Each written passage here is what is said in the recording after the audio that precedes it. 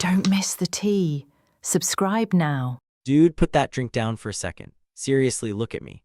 I need you to focus because I feel like I am slowly losing my absolute mind, and if I don't say this out loud to another human being, I think I'm going to implode. You know me, you know I'm the logical one. I'm the let's sit down and talk it out guy. I don't spiral, I don't do drama, but right now, my brain is spinning so fast I feel like I'm going to pass out. You know my wife, you know us. On paper, we are the definition of stable. We've been married 6 years. 6 years, that's not a fling, that's a life. And to everyone looking in, probably even to you, we look like we've got it all figured out. We pay our bills, we go on vacations, we don't scream at each other in public. It's all very polite, very domestic, very safe, but that's just it. It's too safe, it's quiet.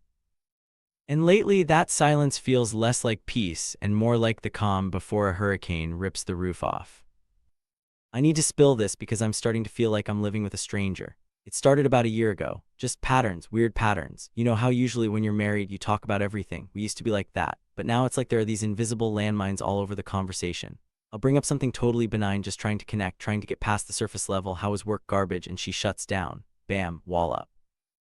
It's the defensiveness that gets me. I'll ask a small question, nothing accusatory, just curious, and she reacts like I'm interrogating her for a murder trial. She gets snappy, she deflects, or she just physically leaves the room. And don't even get me started on the intimacy thing. Dude, it's a desert, a frozen tundra. There's zero happening in the bedroom, nothing. And look, I get it, libidos fluctuate. I'm a respectful guy, I'm not going to pressure her. But it's been a year.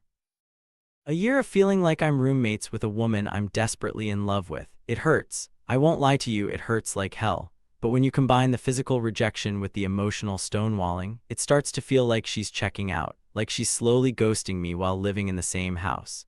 And then I started noticing the lies. Okay, lies might be a strong word, but what else do you call it? It's the inconsistency that drives me nuts. Here's the tea on that. You know how she's always on her high horse about social media. She's always giving speeches about how toxic it is, how she deleted everything, how she's unplugged. She wears it like a badge of honor. Well, guess what? She's totally on Instagram. I haven't confronted her. I literally just walked into the room once and saw the screen. The distinct layout, the scrolling thumb. I know what Instagram looks like, man. I'm not an idiot. And look, having an Instagram account isn't a crime. Who cares, right? But why lie about it? Why pretend you're this anti-social media crusader when you're scrolling through reels just like the rest of us? It's not the app that bothers me, it's the secrecy. If she's hiding something as stupid and trivial as an Instagram account, what else is she hiding? Why is that something she feels she can't be open about? It makes me feel like I don't know her. It makes me wonder what version of herself she's presenting to me versus who she actually is when I'm not looking. But all of that, the dead bedroom, the defensiveness, the secret scrolling, that was just the appetizer.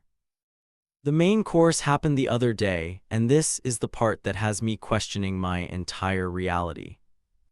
So I came home early. I didn't mean to sneak up on her. I wasn't trying to catch her in the act of anything. I just walked into my own house. It was quiet. You know that mid-afternoon silence where the dust motes are floating in the sunbeams? It was like that. I was about to call out her name, just yell, "Honey, I'm home." Like a 1950s sitcom, but I stopped. Because I heard her voice coming from the living room. She wasn't on the phone. You can tell the difference, right?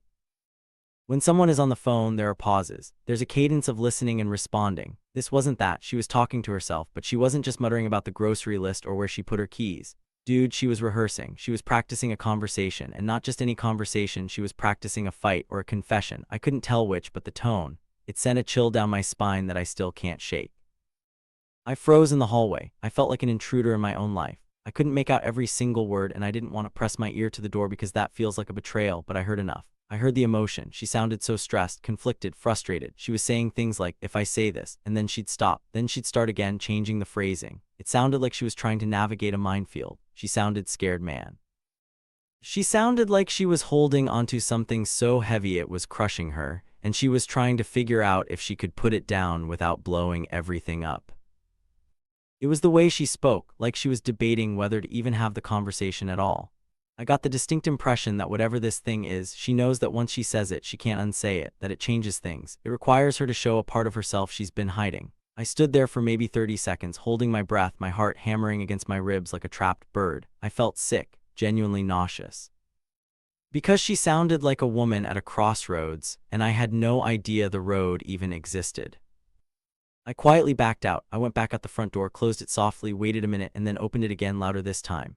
"Hey, I'm home." She came out to greet me and she looked normal. She smiled. She asked about my day, but I looked at her eyes and I could see it. It was like seeing the ghost of the person I just heard. The mask was back on. The stable wife persona was fully engaged, but I knew that 5 minutes ago she was agonizing over something massive. And I haven't said a word. I can't. How do I bring that up? Hey honey, I accidentally overheard you role-playing a mental breakdown. Care to explain? I can't use something I learned by accident as leverage. That feels dirty. It feels like entrapment. But now I'm stuck in this limbo. Every time she looks at me, I wonder, is she thinking about it now? Is she weighing the pros and cons of telling me the truth? It reinforces everything I've been feeling for the last year. That intuition I've been trying to suppress, the feeling that she's actively avoiding something huge, it's real. It's not in my head. There is a wall between us and she built it on purpose to hide something.